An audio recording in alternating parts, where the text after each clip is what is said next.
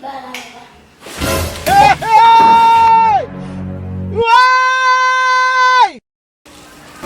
kon ki kon prinsip nan ba ou nan la vi?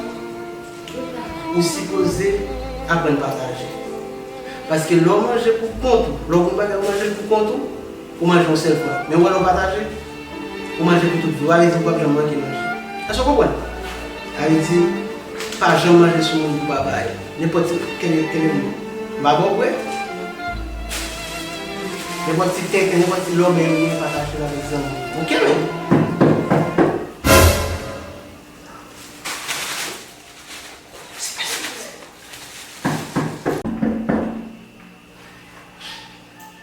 Qui est-ce? Un cas. Oh! Un cas? Acabei lá. Ah, mas não dá. Vamos lá. Papa me falou. Appelle la parler de où? Vai no cinema. Você é bom? Vai no cinema para filme. Yes. Ele veio lá então no Chita. Ela Chita de boa. Vamos passar, bebê. Mbaka cachorro aí, exame no base, com eleição aí, de base. Bagutan aí, mas não é muito chão lá, mano. O mesmo já, ué, o mesmo você? No que tu acha?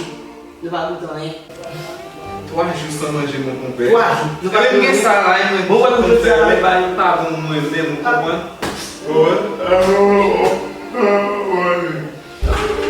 Vai, sim. Só não. Oui, esses garçons são bons bagailles. Depois bom bagaille, se fosse para gerar tudo no mon compé só lá mon compé. Oui, mon compé. O baile pas bon pour tout baile pas bon, né? Dale, vem.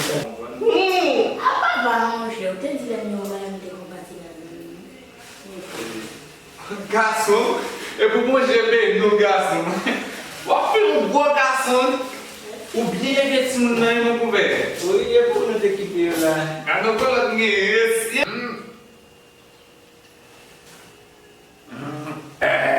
a beaucoup de équipes là. Não é só. Eu nem tenho uma pequenininha.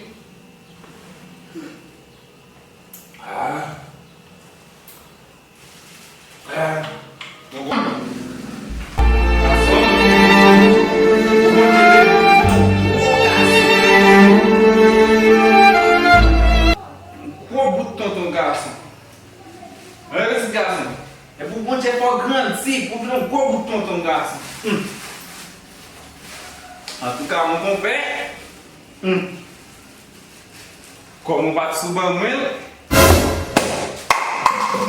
Na base não leva com pé. É, não com pé. Vem na boa, não leva com pé.